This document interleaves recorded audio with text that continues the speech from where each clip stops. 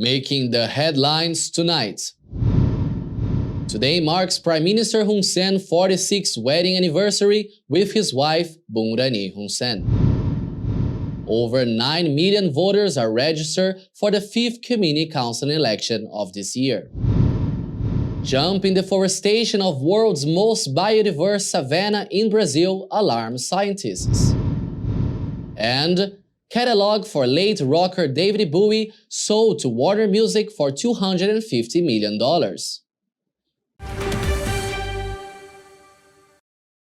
This is the Daily Roundup on the EAC News Channel. A very good evening to you. I'm Yuri Matosco. Today marks Prime Minister Hun Sen's 46th wedding anniversary with his wife Bungrani Hun Sen. The two first met during the Khmer rule regime in Kampong Cham and wed in 1976.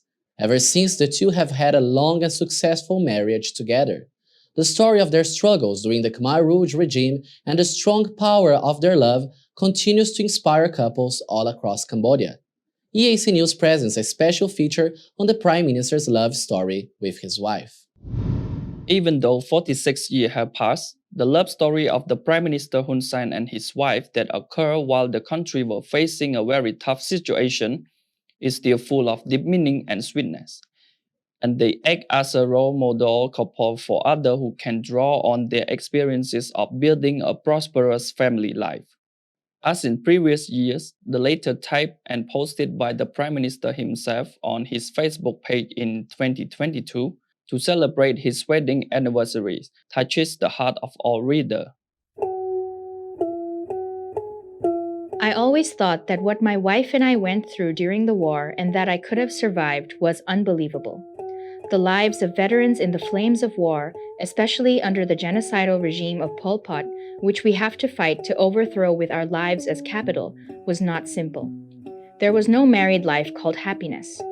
I lost my first child and was separated from my wife while she was pregnant with our second child for 5 months, until we were able to meet again and my oldest son, Manat, called me uncle for 2 months. These are stories that not only happened to me and my wife, but also to all Cambodians who lived in the country at that period. The grief of a married woman without a husband made my wife and I shed millions of tears, but these tears have brought survival for people across the country, including my family. Starting from a poor young couple, I was 24 years old at the time and my wife was 22. Currently, we have many children and grandchildren, but I will always remember my most difficult life, my dear wife. The end of the sentence about a life of struggling through countless hardships with his wife seemed to be connected with the story that the Prime Minister mentioned in the past through the book The Unbreakable Couple. Reminiscent of The Unbreakable Couples, which reflect the abstract thought that the Prime Minister encountered with his spouse. He described a time when he was a unit commander and his wife was a nurse. Sometimes I think it is strange. Fortune tellers often told me that my soulmate would live at the bottom of the river flow, meaning that my wife would live along the river. But my wife would actually live at the top of the river flow. Comparing the geography of Stung Treng district, which is my hometown, with my wife's hometown, Khmer district, her hometown is closer to the top of the river and 3 to 5 kilometers away from my hometown. During the beginning of 1973, my unit was sent from Memot district to Tabong Khmom district along the Mekong River, in Chiro Commune, Bong Pruel Commune, Piem Chi Liang Commune, Tama Pik Commune, Srai Siem Commune. I was only 21 years old at the time, and my wife was only 19. My wife and I had never met. We had never seen each other and did not even know each other's names.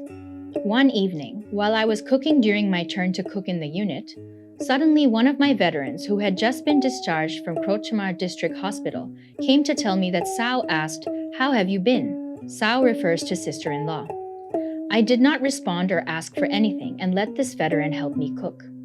The next day, other veterans who had just been discharged from Khmer District Hospital said the same thing, and more veterans and soldiers said the same thing. On the other hand, my wife also received a message from my veterans when they visited the nurse saying that my commander asked, "How have you been?" until some veterans dared to use the word sao, or sister-in-law, which made the young nurse very angry with me.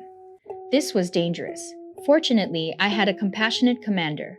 Starting from the jokes of my team, it created a story of endless rumors. The Prime Minister acknowledged the nature of this relationship. But the rumors grew bigger and bigger, making me feel embarrassed and face more disciplinary issues. Rani, on the other hand, is experiencing this even worse than me because she is a woman. If not disciplined, this also has moral consequences. Men and women, all the same. Bride and groom never knew each other but had the same thought. I asked my commander, Mr. Soksarun, to go and meet Rani in person in Khmer district. About 2 days later, Rani instructed the medical staff at the battlefield to rush me to Khmer district to resolve this misunderstanding. I received the news in the morning. Then in the afternoon, I met Soksarun, who insisted that he send me to Khmer district that evening. Soksarun decided and we left immediately, and he and I thought we would be back by night. We set off at about 3 p.m. by Honda CL90 motorcycle.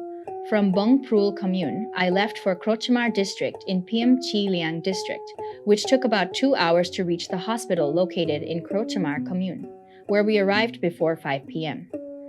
I kept my eye on finding a woman named Rani, but I could not find her. About half an hour later, the hospital and district social affairs leaders invited us to have dinner. At around 7 p.m., I went upstairs and saw a woman sitting in front of a kerosene lamp and prescriptions for treating patients. Not seeing my commander, I asked the woman, "Sister, where is my commander?" The woman replied that he had gone to the river. Undeterred, I asked her another question. "Where is Rani now?" She answered politely that Rani went to fetch water. I went downstairs to find my commander. When I got to the bottom, I met a doctor who used to know me when he was stationed on the battlefield, and I asked him, "Where is Rani now?"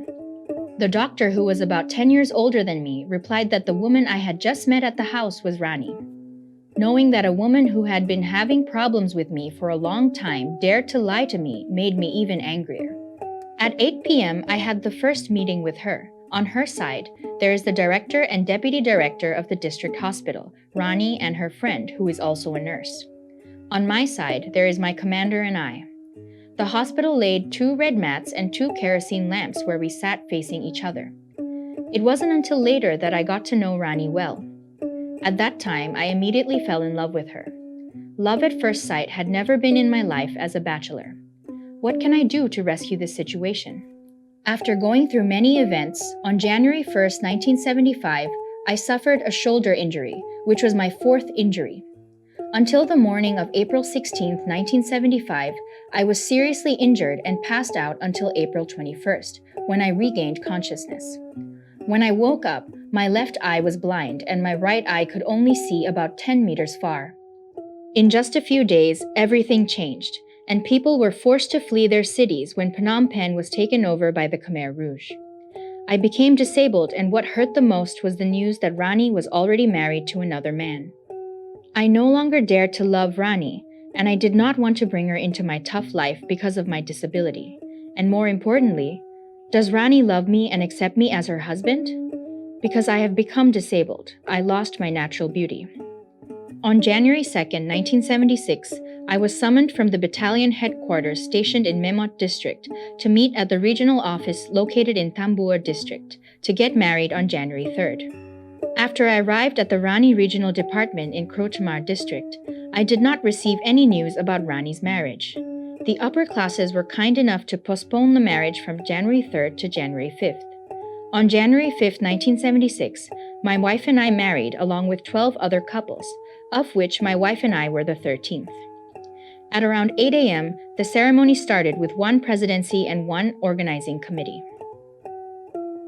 Married for 1 day, had to live apart, had the first child, but then the greatest joy was dissolved because death came to separate the Prime Minister and his wife from their child.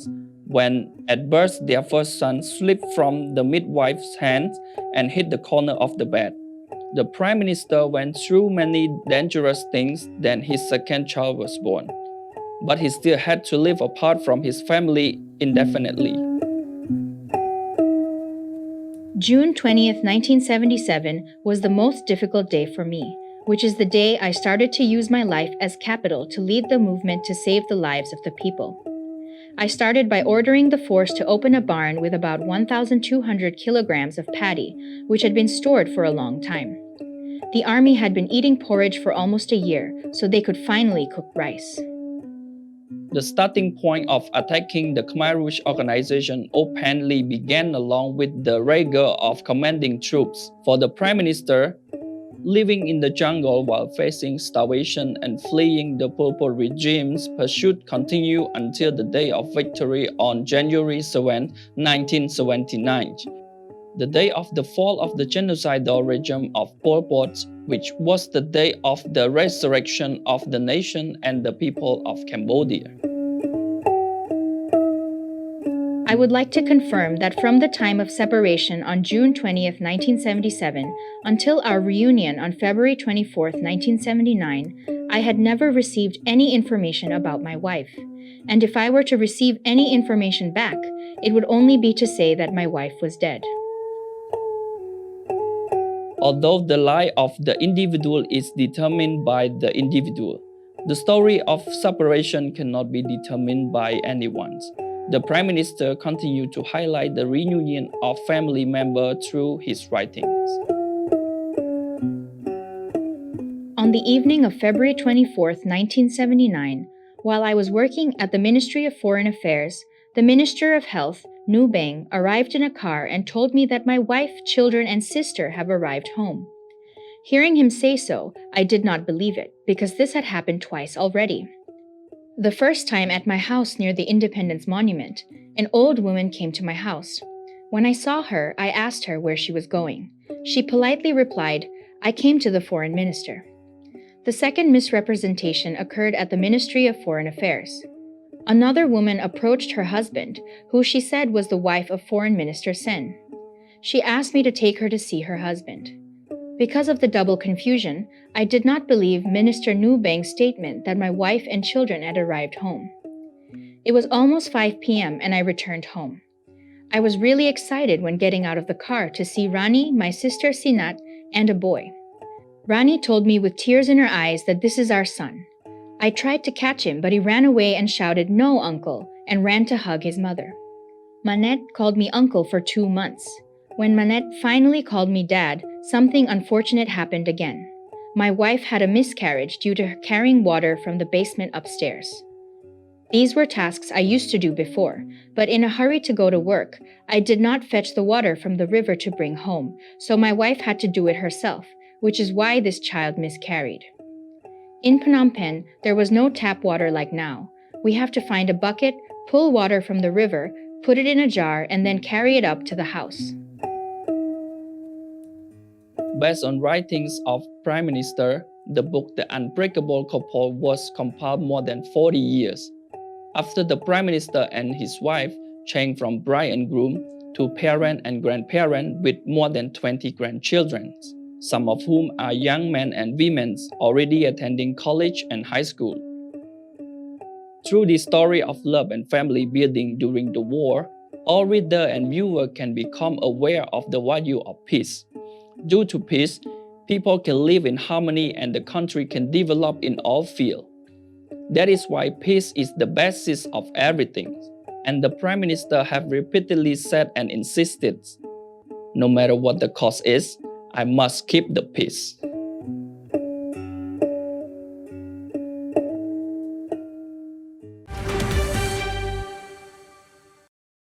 On Wednesday morning at the Peace Palace, Prime Minister Hun Sen presented an award for Oxide Mum, gold medal performance at the 2021 World Pentathlon Championship. In the occasion, Oxide Mum has received 40,000 riel from the Ministry of Education, Youth and Sports, as well as another personal contribution from Prime Minister and his wife of $10,000. Oxide Mum's coach, Sok Mum, has also received 40,000 riel from the Ministry of Education, Youth and Sports, as well as $5,000 from Prime Minister Hun Sen and his wife. The award has been delivered to congratulate the athlete. On 14th of November 2021, Oxiremon won the gold medal in the 2021 World Pentathlon Championship held in Santa Susana, Spain. The gold medal came after defeating Thailand 39-27. This is the second time Oxiremon has won the World Patent gold medal after winning the World Patent Games in Ghent, Belgium in 2017. On the occasion, Prime Minister Hun Sen wrote on his Facebook page on November 14, 2021, that Cambodia is very proud and congratulates Oxiremon for defeating Thailand in the finals. Prime Minister Hun Sen has also reminded to all national athletes to keep enhancing their capacity and talents for the Southeast Asian Games 2023 to be hosted by Cambodia, reiterating that sports do not depend on the size of the country or the number of the population, but on capacity, training, and talents. The Premier encouraged all the Ministry of Education, Youth and Sports and the National Olympic Committee of Cambodia to identify more potential sports such as petanque. The Prime Minister has congratulated and expressed his pride that Cambodian petanque athletes had earned gold medals at World Championships for 5 consecutive generations. According to Ministry of Education, Youth and Sports Hang Chuang Naron, for petanque sports, the kingdom has so far achieved 370 medals, including over 100 gold medals. With these awards, Oxiremon, now a Brigadier General of the Ministry of National Defense, will also be promoted to the rank of Major General through the work that she brings to the nation. Prime Minister Hun Sen has asked the U.S. Ambassador to Cambodia, Patrick Murphy, to help clarify a case where it has been suggested that degrees obtained by Cambodian students from the United States are second-class diplomas or only granted as honorary degrees in order to protect the reputation of education in the United States. He made this request during his speech at the award ceremony for Oxiremon at the Peace Palace on Wednesday morning. EAC News reporter Darshana Gauchan has more details. Prime Minister Hun Sen said during his speech that he always values education and never blames or humiliates any children for their studies, but others are always attacking the learning of his children. មិនថាកូនគេមិនថាកូនខ្ញុំទេឲ្យតែរៀនបកែខ្ញុំមិនដែលបន្តបង្អាប់កូនមេដឹកនាំណាមួយទោះបីមេដឹកនាំនឹងនៅខាងបកប្រឆាំងក៏ខ្ញុំមិនដែលបានទៅបន្តបង្អាប់កូនរបស់គេទេប៉ុន្តែគេមិនទុកឱកាសសូម្បីតែកូនរបស់ខ្ញុំក៏គេវាយមិនឈប់ The Prime Minister continued to comment on the recent spat between his son, Hun Manet, and Sam Rainsy, wherein the latter has made accusations that Hun Manet's degrees are only of a second-class or honorary nature. ខ្ញុំផ្ដាំទៅអគ្គរដ្ឋទូតអាមេរិកយ៉ាងណាគាត់មើលដែរណាតើសុកចិត្តឲ្យសាលា West Point ខូចកិត្តិយសដោយសារសម្ដីរបស់មនុស្សម្នាក់តើអាមេរិកអាចនឹងនិយាយបានទេលើបញ្ហា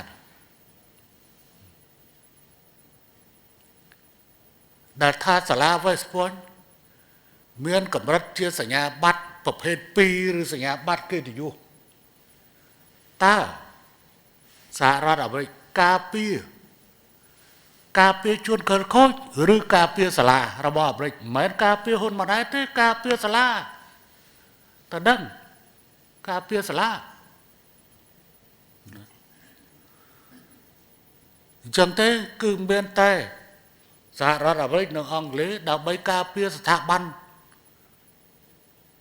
អប់រំរបស់ខ្លួនគឺមានតែចេញមកបញ្ជាក់តែប៉ុណ្ណឹងហើយបើសិនទៅថាធ្វើអញ្ចឹងទៅហាក់ដូចជាវាយប្រហារខាងនយោបាយចំពោះអ្នកដែលបាននិយាយអាហ្នឹងក៏ទុកអញ្ចឹងទៅយើងក៏សម្គាល់មើលអាហ្នឹងណាតើគេការពារស្ថាប័នអប់រំរបស់គេឬគេការពារមនុស្សខិលខូចយើងក៏សម្គាល់មើលអាហ្នឹងណាសម្គាល់មើលទៅ On 25th December, Sam Rainsy gave an interview to a foreign newspaper broadcast in Khmer, stating that the degrees Hun Manet received from West Point Military Academy and New York University in the United States, and his PhD from Bristol University in the United Kingdom are second-class diplomas or were granted only as honorary degrees. In response, Hun Manait called for a bet with Sam Rainsy on political life, saying that if Sam Rainsy could find evidence on his claims about Hun Manait's degrees, then Hun Manait would resign from his position as future prime ministerial candidate of the Cambodian People's Party. However, if Sam Rainsy cannot find any evidence, then he should resign from politics. After waiting for 2 days without a reply, Hun Manait posted another message to Sam Rainsy saying to stop doing politics altogether because he did not have the courage to defend his argument and is not setting a good example of being a model citizen. Darshana Gochan, EAC News.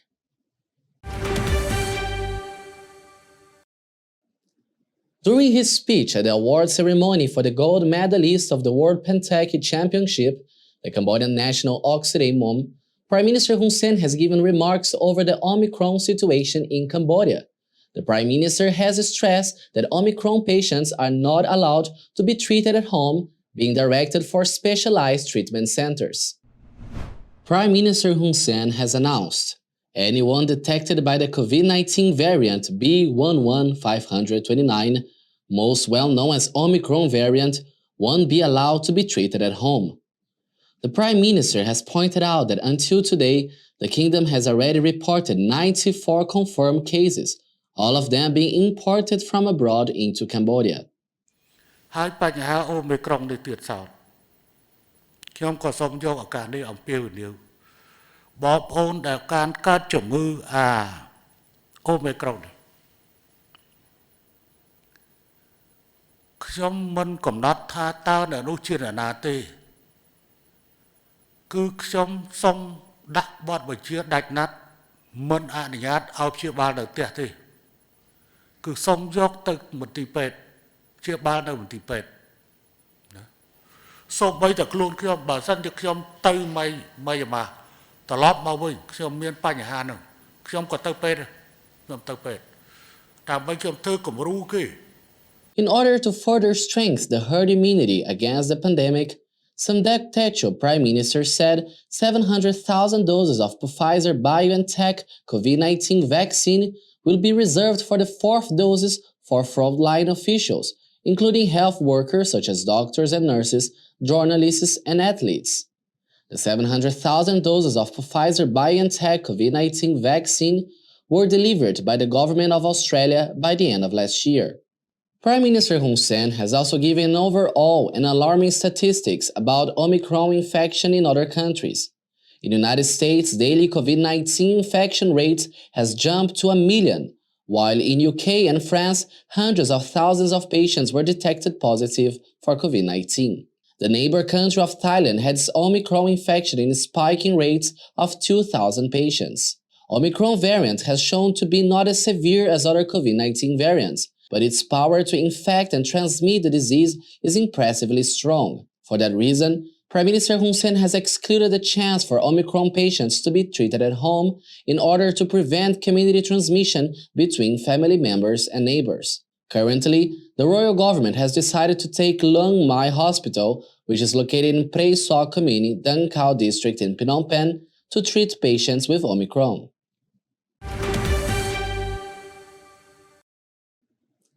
Secretary of State of the Ministry of Social Affairs, Veterans and Youth Rehabilitation and the Secretary General of the Disability Action Council, M. Chan Makara, presided over the donation of 30 wheelchairs, 30 boxes of noodles, and 30 fishing rods in Phnom Penh, which were donated by Singaporean citizens. EAC News reporter Darshana Gauchan has the story. Secretary of State M. Chan Makara stated that the royal government, led by Prime Minister Hun Sen, considers the disability sector as one which needs attention and support. He added that because of this, the sector has continued to grow along with the support of outside donations. Speaking at the handover ceremony for donations from Singaporean citizens at the Ministry of Social Affairs on Wednesday morning, the Secretary of State welcomed the donations and said that they come at a time when there is a growing need of support for persons with disabilities in Cambodia, and when the Disability Action Council has received many requests to help the elderly who cannot walk. He added that the situation of COVID-19 in Cambodia continues to affect the economic status of persons with disabilities, and the donations made by the Singaporean citizens, including 30 wheelchairs, 30 boxes of noodles, and 30 fishing rods, help to support persons with disabilities in Cambodia and act as a form of much-needed relief. Singapore charity representative Mr. Ryan expressed his appreciation for the royal government of Cambodia's policies and measures to support persons with disabilities in the country. He promised that he would mobilize more assistance to Cambodia to help the disability sector, and also expressed confidence that the Ministry of Social Affairs and the Disability Action Council would do good work to help the disability support sector in Cambodia grow further. According to reports from Disability Action Council, there are approximately 700,000 persons with disabilities in Cambodia. The report adds that the status of persons with disabilities in the kingdom is consistently taken care of by the royal government to ensure that all citizens are able to participate in the development of the country equally. Cambodia currently has 11 rehabilitation centers that provide rehabilitation services to no less than 20,000 persons with disabilities per year, while a new center that provides services to persons with disabilities is currently being built. As of 2020, there are 8,768 persons with disabilities working in public and private institutions nationwide, of which 4,204 are women. Additionally, as of 8 November 2021, the Ministry of Social Affairs has been cooperating with other relevant ministries, institutions, and the Capital and Provincial Disability Action Council to process disability identification throughout the country to produce disability cards for 215,358 people. From this total, 26,949 persons with disabilities are recorded as self-employed entrepreneurs. During the COVID-19 outbreak, 61,426 persons with disabilities were provided with cash by the royal government of Cambodia to help them cope with the crisis caused by the pandemic. Darshana Gochan, EAC News. The National Election Committee, known as NEC, has issued a statement on Tuesday regarding the preliminary voter list of 2021. The report says that Cambodia has more than 9.2 million eligible voters. EAC News reporter Rosalie Bautista has the information. Of those 9.2 million voters, almost 5 million are women, according to the preliminary voter list 2021 issued by the National Election Committee. Such numbers of registered voters represents nearly 88% of the total population of 18 years old and up. As Cambodia is preparing for the 5th Commune or Sangkat Council election is scheduled to happen on the 5th of June this year, the numbers of polling stations are already being selected. The National Election Committee has issued that 23,602 polling stations are set across the kingdom. The committee has also declared that all registered voter who has made any mistake in their registration can submit a form within 10 days of Tuesday's publication on nec.government.kh. It has been announced, however, that mostly names rejected for the list represents non-Cambodian citizens or those who doesn't have registered or permanent address. Death, prison sentences, and being underage were other factors to be excluded from the registration list. The neutral and impartial Committee for Free and Fair Elections in Cambodia will deploy observers throughout the polling stations. Observers will be selected by their long time participating in working in the elections to ensure a safe observing and neutral judgment. They will be provided with food and gasoline allowances. Rosalie Bautista, EAC News. The booster shot program for adolescents aged 12 to 18 began on Monday, where over 12,000 people came to get their shot. Over 1.7 million adolescents have already received their second dose of the vaccine in Cambodia, meaning that a significant number of adolescents are currently eligible for the booster dose. The rollout of the booster program has been slower, however, perhaps due to a lack of knowledge or awareness about the availability of booster shots. EAC News reporter Darshana Gochan has more. Cambodia launched its third dose booster shot campaign in early October 2021 for adults over the age of 18. Close to 3 months later, starting from Monday, January 3rd, adolescents between the ages of 12 and 18 can finally get their booster doses. EAC News went to a vaccination center delivering booster shots to adolescents to ask some of them why they came to get their third dose of the vaccine. The reason I came to get the booster shot is to prevent the spread of COVID-19 and the new variant, Omicron, that is spreading around the world. This new variant is spreading faster than before. One more reason is because the government has introduced the booster shot program for adolescents from age 12 to 18. Because as a youth, we need to help prevent the spread of COVID-19 in the community, also in our family. After receiving their booster shots, we asked the teens how they were feeling and if they had any extra words they would like to share. The pain is okay, but after getting the vaccine, I will feel safer when I go to play soccer. I feel pain, a little bit on my arm. I feel safe now because this booster shot has got me feeling like I'm wearing a bulletproof vest to protect myself from the virus. I feel safer than before because I've been fully vaccinated following the royal government's limited dosage of vaccine. I want to thank the royal government for providing vaccines for all citizens, both young or old, to prevent the spread of COVID-19.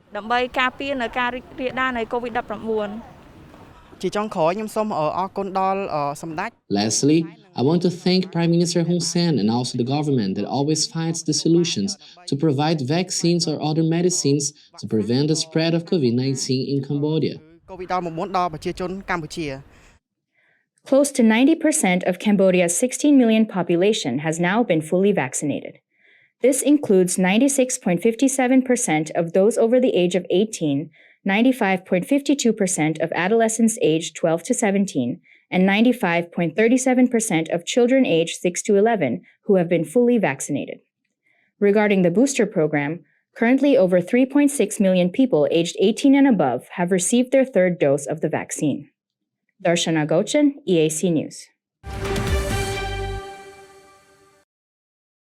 Since yesterday, Cambodia has reported 9 COVID-19 cases. All of these cases are imported and detected as Omicron variants. Overnight, 8 patients were recovered. Fortunately, no deaths have been reported. Cambodia's COVID-19 case tally has now climbed to 120,535. The death toll stands at 3,015. The total number of patients successfully treated has reached 116,971. Total imported cases tally has climbed to 19,951. As for now, 449 patients are actively being treated for COVID-19. Hong Kong leader Carrie Lam has said on Tuesday, 4th January, that she could not accept suggestion that press freedom in the city faces extinction, just days after police raided an online media outlet and arrested 7 people, including senior editors. The chief executive of Hong Kong was speaking at a weekly news conference as another independent online outlet, Citizen News, has ceased operations in the face of what is described as a deteriorating media environment. Now, about press freedom, there have been a lot of criticisms, especially from the Western media, about the closure of these 2 online media organizations. I could not, on behalf of these 2 organizations and their responsible people, to explain what do they mean by a chilling effect. But I certainly would strongly refute any allegation that this is related to the implementation of the national security law. If implementation of the national security law would undermine press freedom, then we will not be seeing any press freedom in the Western world. Similarly, this morning I read news about because of the closure of online media, press freedom in Hong Kong faces extinction, or Hong Kong free press faces collapse. I just could not accept that sort of allegations. But nothing is more important than the rule of law in Hong Kong. And journalists and media organizations like all of us have to respect and comply with the law. If they are fearful of not being able to comply with the law, then they have to make up their mind and take the necessary decisions. Hong Kong has returned to Chinese rule in 1997 with a promise that the wide-ranging individual rights, including a free press, would be protected. But rights groups and some Western governments say freedoms have been eroded, in particular since Beijing imposed a national security law on Hong Kong in 2020. Deforestation last year rose to highest levels since 2015 in Brazil's Cerrado, prompting scientists on Monday, January 3rd, to raise alarm over the state of the world's most species-rich savanna. Destruction of trees, grasses, and other plants in the Cerrado is a major source of Brazil's greenhouse gas emissions. The Cerrado, which is spread across several states of Brazil and is one of the world's largest savannas, is often called up an upside-down forest because of the deep roots in its plants sink into the ground to survive seasonal droughts and fires. Deforestation and other clearances of native vegetation in the Cerrado rose 8% to 8,531 square kilometers in the 12 months through July, Brazil's official period of measuring deforestation, according to National Space Research Agency INPE. That is more than 10 times the size of New York City's land area. A major carbon sink that helps to stave off climate change, the biome's destruction is a major source of Brazil's greenhouse gas emissions, although it is far less densely forested than the more famous Amazon rainforest that it borders. Few other places on Earth have seen that rapid of a transformation. A new plant and animal species are regularly being discovered in the Cerrado, and that many are probably being eradicated before they can be studied. Deforestation in the Cerrado has been creeping up again since right-wing President Jair Bolsonaro took office in 2019, calling for more farming and development in sensitive ecosystems. Bolsonaro's office did not immediately respond to requests for comment. He has previously defended his policies as a means to lift the interior of the country out of poverty and pointed out that Brazil has preserved far more of its territory than Europe or the United States. Chinese President Xi Jinping and his Ukrainian counterparts Volodymyr Zelensky on Tuesday have exchanged congratulations on the 30th anniversary of diplomatic ties between the two countries. Ukraine recognized the People's Republic of China in October 1949, and diplomatic ties were established in 1992. Currently, China is Ukraine's largest trading partner. In his message, China's Xi mentioned that China-Ukraine relations have maintained a sound and steady momentum of development since the establishment of diplomatic ties 30 years ago, noting that the two countries have deepened political mutual trust, carried out fruitful cooperation in various fields, and strengthened people-to-people and cultural exchange, which have improved the well-beings of the people of the two countries. President Xi has said that since the outbreak of COVID-19, China and Ukraine have supported each other and worked together to fight the pandemic, demonstrating their profound friendship. President Xi has also stressed that he attaches great importance to the development of the two countries' strategic partnership and stands ready to work with Zelensky to take the 30th anniversary of the establishment of diplomatic ties as an opportunity to push for more results in bilateral ties, as well as cooperation in various fields for the benefit of the two countries and their people. In his message, Zelensky has said that over the past 30 years, the development of Ukraine-China relations has maintained a positive momentum with close exchanges at all levels and fruitful practical cooperation between the two countries. He also mentioned that the Ukrainian side has been fully confident in the broad prospect of the mutually beneficial cooperation between the two countries and is willing to continuously deepen the traditional friendship, strengthen cooperation in various areas, and push forward the strategic partnership between the two sides.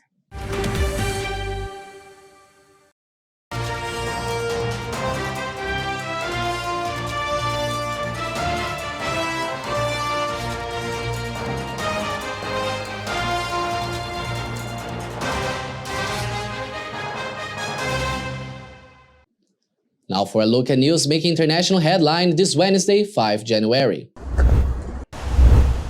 2 Israel Defense Forces pilots have died on Monday night when their military helicopter crashed off the coast of northern Israel. A third crew member, an aerial observer, was moderately injured and evacuated to a hospital, the military said. The hospital said he was in stable condition, being treated in its shock ward and would then be moved to its intensive care unit for further treatment. IDF search and rescue teams pulled the other two crew members from the water and carried out resuscitation efforts, but were unable to revive them. The two were later named as Lieutenant Colonel Iris Sachani and Major Chen Fuhel. Their families have been notified, the IDF said in a statement. The military said the survivor was a naval patrol officer. The type of helicopter that crashed is usually crewed by a pilot, a co-pilot, and a naval officer. The Air Force commanding officer was opened an investigation into the crash and ordered a temporary discontinuation of training flights, as well as the use of the Maritime Panther helicopter. The chopper brought down by malfunction, not attack. At least 16 people have been killed in Colombia's Arauca province amid fighting between illegal armed groups, the country's human rights ombudsman said on Monday, adding that 12 families had been displaced. Fighting broke out over the weekend in Arauca, which sits on the border with Venezuela, as members of the National Liberation Army fought with dissidents of the Revolutionary Armed Forces of Colombia who rejected the 2016 peace deal. They were fighting over control of illegal economies such as drug trafficking, Colombia's army said in a statement late on Sunday. The violence harks back to the mid-2000s, when the FARC and ELN fought each other in Arauca and the neighboring Venezuelan state of Apure. By the time fighting ceased in 2010, more than 58,000 people had been displaced in the province, and at least 168 civilians had been killed, according to a report from the advocacy group Human Rights Watch, which cited the government-run Colombia Victims Unit.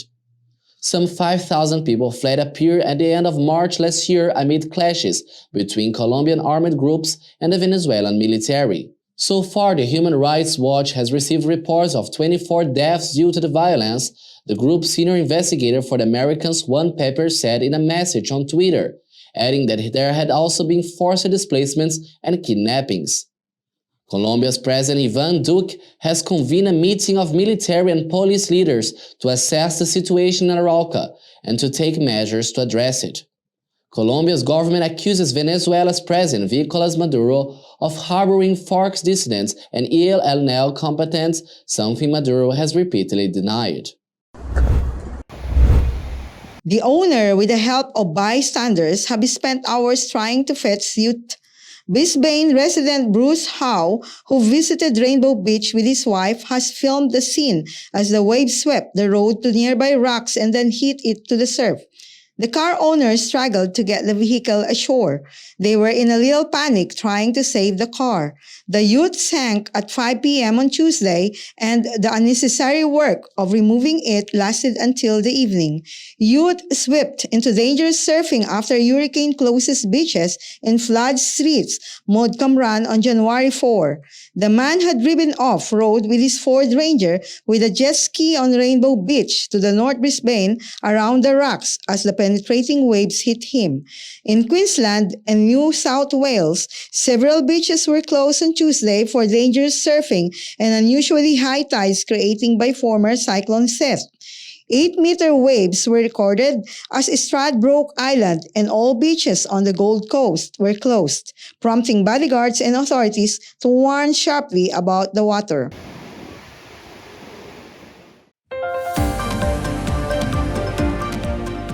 After the break, a look at the sports news.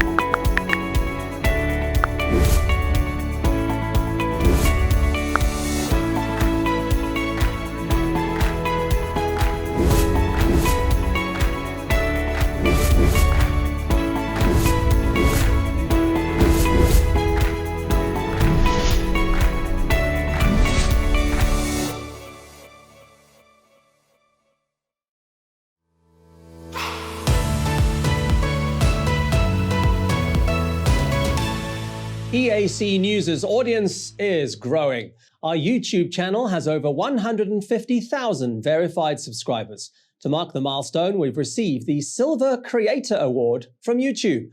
It's given to channels with over 100,000 subscribers. YouTube CEO Susan Wojcicki says the award celebrates EAC News' hard work and incredible achievement. She says we brought a unique voice and style to the world, but have also created valuable connections and built a community along the way. The next milestone we're going for is 1 million subscribers, and we'd really like that Gold Creator Award. So if you're not already a subscriber, head to YouTube and search for EAC News. Subscribers get alerts when the daily Roundup is premiering and live events are streaming.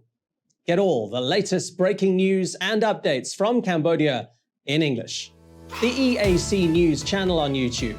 Cambodia made clear.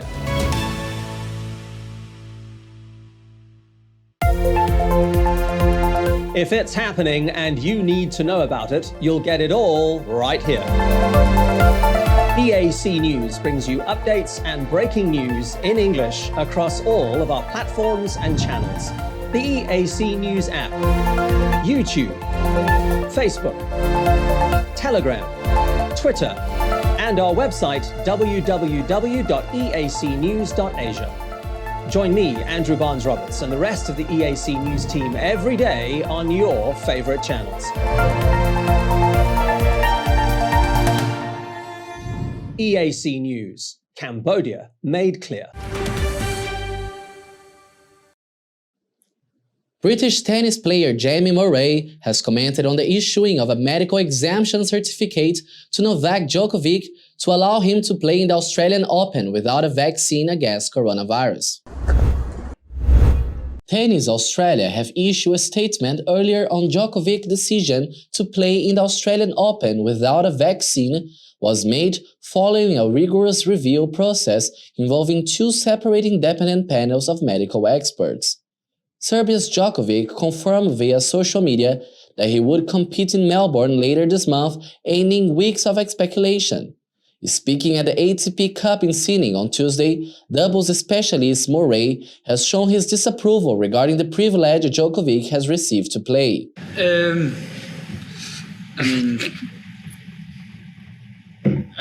I don't know what to say about that, really. I think if it was me that wasn't vaccinated, I wouldn't be getting an exemption. And that's, but well done to him for getting cleared to come to Australia and compete. Well, would you say it sounds like you don't think it's very fair then? Well, it's whatever you want to say. That's the situation. Murray's fellow Briton, Liam Broadley, tried to intervene in his colleague's declaration. At the end of the day, you kind of have to trust that he does have a valid reason for the medical exemption. That's all you can say about it, really, isn't it? The decision will certainly cause plenty of debate, and Djokovic could be in for a rough reception when he takes to the court in Melbourne. World number 2 Daniil Medvedev produced a dominant performance to overwhelm Australia's Alex de Minaur and help unbeaten Russia to within touching distance of the ATP Cup semi-finals. Medvedev's flawless display in his 6-4, 6-2 victory was the perfect response to his stunning defeat by France's Hugo Humbert on Sunday, 2nd of January, and whipped out any doubt about his readiness for this month's Australian Open. After Roman Safilian battled past James Duckworth 7-6, 6-4 to give Russia a 1-0 lead, Medvedev turned on the style to clinch the opening set against de Minaur before racing ahead 5-0 in the second to seal the tie. Medvedev and Safilian then teamed up for the doubles, beating John Peers and Luke Saville 7-6, 3-6, 10-6 to wrap up a 3-0 win. Russia faced Italy in the decisive match of Group B on Thursday to decide which of them progresses to the semi-finals.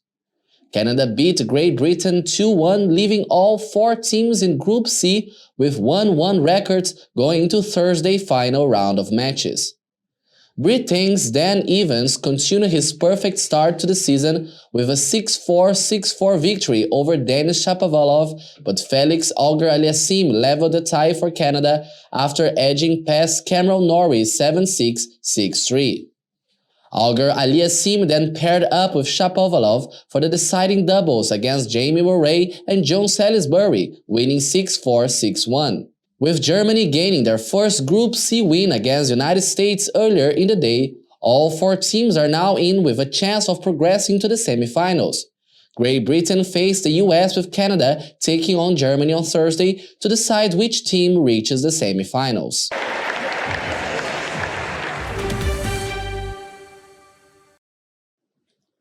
International Olympic Committee President Thomas Bach has called for solidarity beyond all political disputes for a successful Beijing 2022 Olympic and Paralympic Winter Games in his New Year message published on the IOC official website on New Year's Day.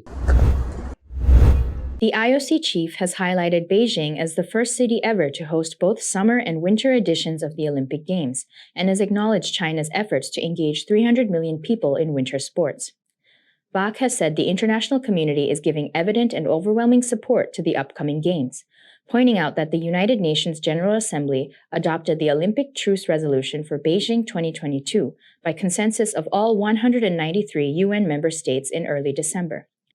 Bach wrote, "This Olympic Truce Resolution is another demonstration that we can only accomplish our mission to unite the world if everybody respects that the Olympic Games must be beyond all political disputes." He continued that in this way, the Olympic Winter Games 2022 can set another great exemplar for a peaceful competition.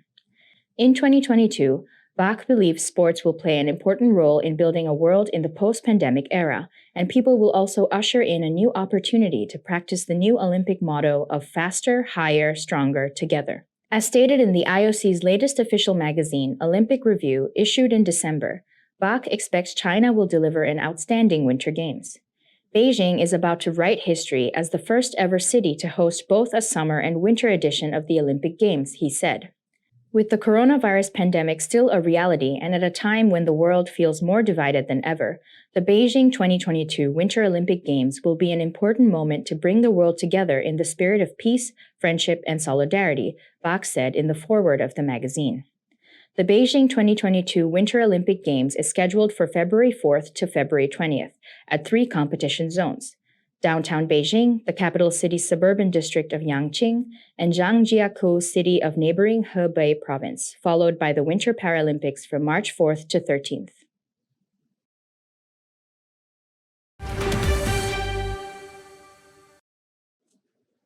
Liverpool have asked the English Football League to reschedule the first leg of their League Cup semi-final against Arsenal on Thursday, the 6th of January, due to a rising number of COVID-19 cases at the club. Liverpool cancelled Tuesday's first team training session. In a statement, the club has announced, "The Reds have formally requested to the EFL that the fixture is rescheduled after further suspected positive tests were registered among players and staff, allied to other factors impacting selection, including illness and injury," the club said in a statement. Among the considerations which led to today's application to the EFL is the need for traveling supporters to be given as much notice as possible of any potential postponement. Manager Jurgen Klopp, along with goalkeeper Alisson Becker, forward Roberto Firmino and defender Joel Matip, were ruled out of the 2-2 draw against Chelsea at the weekend after returning positive tests. Virgil van Dijk, Thiago Alcantara, Fabinho and Curtis Jones were also forced into isolation last month. Britain is experiencing a surge in COVID-19 cases, driven by the highly transmissible Omicron variant. The risk of hospitalization with the Omicron variant of coronavirus is about 1/3 that of the Delta variant, according to British analysis of more than 1 million cases of both types in recent weeks. Now for a look at how the weather is going to be playing out tomorrow.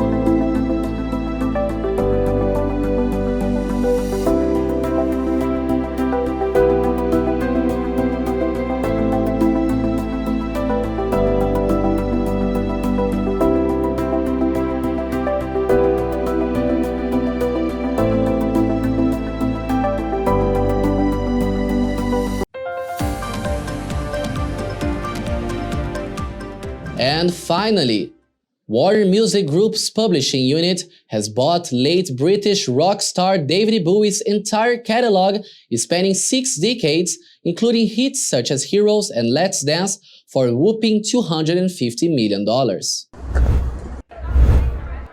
David Bowie, the English singer, songwriter, and actor who pushed the boundaries of music and his own sanity to produce some of the most innovative songs of his generation, died in 2016 at 69 years old.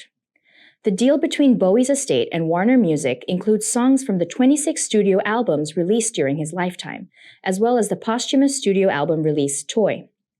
Warner Music did not disclose the financial terms of the deal in its announcement on Monday, but a person familiar with the matter has confirmed the purchase was worth about $250 million. Bowie's estate had in September signed a deal that gave Warner Music global rights to the artist's catalog from 1968 through 2016. Bowie shot to fame in Britain in 1969 with Space Oddity, whose words he said were inspired by Stanley Kubrick's film 2001: A Space Odyssey, while stoned. But it was his 1972 portrayal of a doomed bisexual rock envoy from space, Ziggy Stardust, that propelled him to global stardom. The deal for his catalog is the latest in the media rights sector, where companies have sought to boost royalties by purchasing artists' catalogs after the pandemic hit physical revenue streams and delayed release of new recordings. Warner Music, home to musicians such as Cardi B, Ed Sheeran, and Bruno Mars, has also partnered with pop star Madonna to relaunch her entire catalog over the next few years. Its deal with Bowie's estate comes days before the rock star's 75th birth anniversary on January 8th.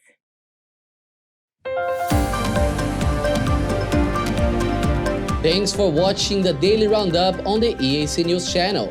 For more breaking news and updates, check our website eacnews.asia or search for EAC News on Telegram or at your favorite app store. More from the EAC News team tomorrow at 8 p.m. I will see you then.